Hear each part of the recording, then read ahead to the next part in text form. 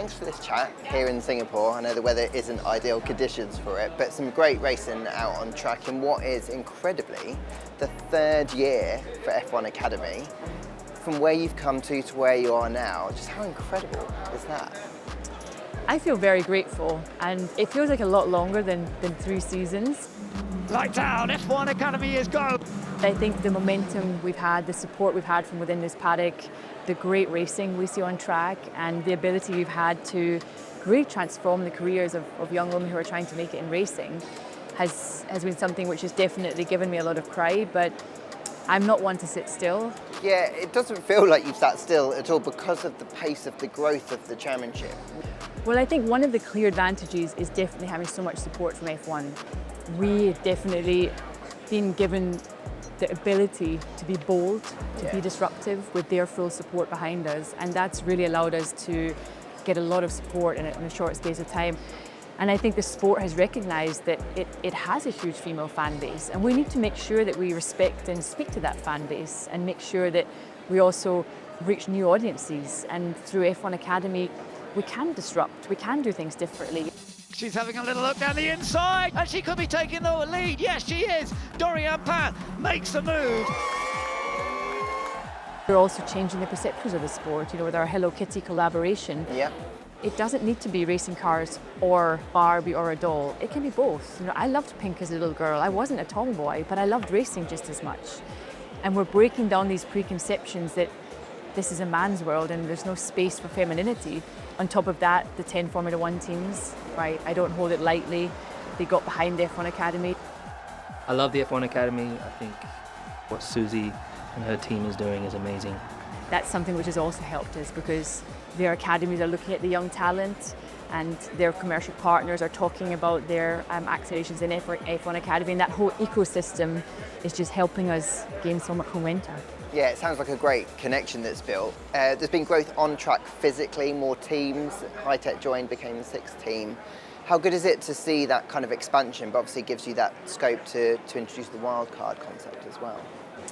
The wildcard concept was something we weren't sure about at the beginning, but I'm so happy we did because it's really given opportunity for us to see young talent and give them the opportunity to show what they can do for the following year. It's obviously given us the commercial opportunity to bring a brand in for just one race and for a promoter to really bring regional brands in to support that one race. High Tech joining the grid, we always said we wanted to expand the grid. Definitely my dream number is 20 on the grid, and we will get there, but I think it was just about not trying to run before we can walk and making sure that we had the breadth of talent up and coming through the karting world. My son started karting, so I spend a lot of time at kart tracks, and I always leave those weekends feeling really, really positive for the future because there's so many more young girls at karting tracks than when I was racing, and they're not just competing, they're fighting for victories. And my son was talking with a friend of his, and they were talking about who could win the race, and he mentioned a little girl, and it's not unusual for him that a girl can win a race anymore. And I think that's the big change that we're seeing in the next generation, more young girls at kart tracks competing because they see the pathway now, they see where the destination is, they see the possibilities that they can now get to F1 Academy, get picked up by a Formula One team. There's more than just driving when you become a racing driver. There's so much more media commitments, commercial commitments. What kind of support are F1 Academy kind of offering its drivers to help those drivers on their journey through the motorsport ladder? Well, we've definitely seen when you come into F1 Academy, there's also a lot of expectation on off-track. Representing F1 teams or a really great brand partner of ours, and that comes with expectations. So we're making sure that the drivers are just as well supported off track as they are on track. How to deal with media commitments, how to present yourself, how to manage all the toughness of a schedule over an F1 race weekend. We put them through our physical paces. We really want to make sure that we approach it in the 360 where the driver is not just turning up and driving, but actually getting all the support they need to become the best overall racing driver that they can be, knowing that this sport is just as demanding off track sometimes as it is on track. That really was why we also developed our driver development guide in collaboration with More Than Equal, because there was a real lack of education of understanding how to get into this sport, what's required, and all the different elements to become a successful racing driver. You don't just turn up at a racetrack, jump in a cart or a car and expect to go fast. It takes a lot of dedication, a lot of sacrifice. It takes many different elements within your life to put yourself in the position for success. And we know how challenging it can be on a race weekend when the pressure's on to deliver. So all of these elements, we're really trying to make sure we support the drivers in karting and upcoming drivers into F1 Academy to make sure they're in the best possible position, that when they get into F1 Academy, they're aware of what's expected of them, they're ready for the exposure, and they're ready to step up and represent either a Formula One team or a really great brand. So Susie, you've got 9 rookies on the grid and 4 of them have made it onto the podium. Checker flag, P1, P1. Thank you. That must be super exciting from the perspective of drivers coming through and delivering straight off the bat. It definitely is, and I do think having some of the best junior teams who know what it takes to build great racing drivers was a key part of those drivers really fulfilling their potential and being in an environment where we can make sure we give them the best possible chance of success. We had our rookie test for the very first time. It was on the back of our 2-day test. We had 36 female drivers at a racetrack at one time. 1, 2, here we go. 18 eligible drivers for next season on same machinery on the same day to really make sure that we are taking the best drivers on the grid for next season. We were able to do also a lot of profiling to get data to understand where the strengths are, where the weaknesses are, what we can do in the future, because we need to have all this research and data to understand if there's something fundamental that's stopping success further up in the sport. So it was a high pressure day for those rookies, but so many of them did a brilliant job and they put everything in to getting the possibility to drive in F1 Academy, and that's what we want to see. We want to see more and more young women aiming for F1 Academy as a destination, that we can always pick the best 18 in any given year.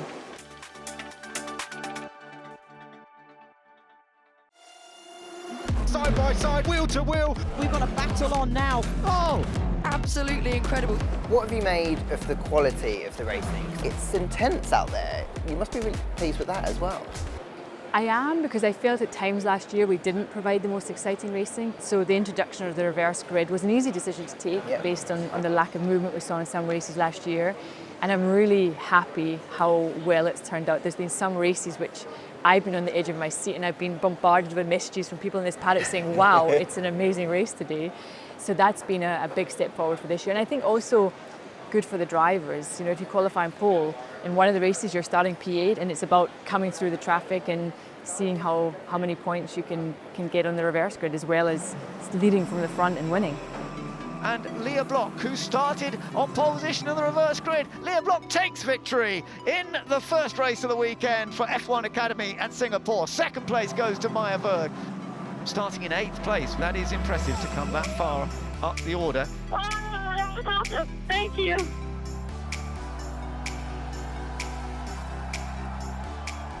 And as we look for more people to want to aim for F1 Academy as a destination, I guess a big driver towards that was the Netflix series, and you kind of making a greater awareness of the championship for young girls. The Netflix docuseries was very valuable for us because sometimes in life you have to see it to believe it. And there is this outdated preconception that, well, men love cars and racing driving is for boys, not for girls. So to switch on a series and see a young girl zipping up a Ferrari race suit and jumping in what looks like a miniature Ferrari Formula One car, that image alone just challenges the perceptions of what belongs in the sport. And for it to be on a platform like Netflix and reach a whole new audience was super powerful for us. As a young kid, like, you'd watch TV shows and you'd watch racing drivers and you'd always wonder, why is it a boy and not a girl? But look at us now, we're Netflix and we're racing drivers. Moving on to the commercial partners, you mentioned Hello Kitty and that collab that you've got for Las Vegas. The kind of names you've got, you know, Gatorade, Morgan Stanley, that must be, there are a number of others, I'm sure you can list them off. You must be really encouraged that these partners want to get involved in the championship and support you. I absolutely am, and you know, they've come on to F1 Academy to be part of the journey with us. We're not an established sport like Formula One, which has been going for 75 years. But what's most impressed me about the brands, American Express, Tag Heuer, Gatorade, they've come and they've said, well, we want to be on this journey with you.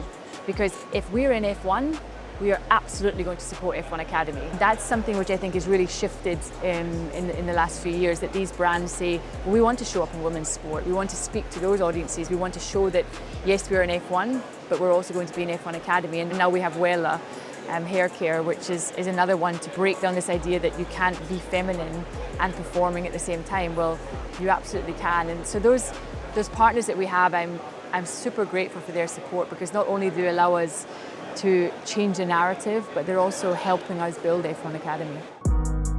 So Susie, there isn't really any better place, I don't think, to finish a championship than Las Vegas. How excited are you about the opportunity to finish the season in that city? Like you said, no better place for us to finish. It's going to be big, it's going to be bold, it's going to be unforgettable, and all of that deserves to happen in a place like Vegas. We've really gone big, and a huge thank you to the team at Las Vegas for making it all possible for us. Our paddock, it's right next to the F1 paddock. We are going big in Vegas, and I can't wait. Just finally, the future looks so bright for F1 Academy. I know that it feels like there's still so much more potential that you can as this series continues to grow. There definitely is, and I think it's about being agile. It's about understanding, okay, what are we doing well? Where can we be better? How can we make F1 Academy better in every area, whether it's sporting, commercial? It's about challenging ourselves to never really sit still and say, okay, well, this is it, and rest in our laurels.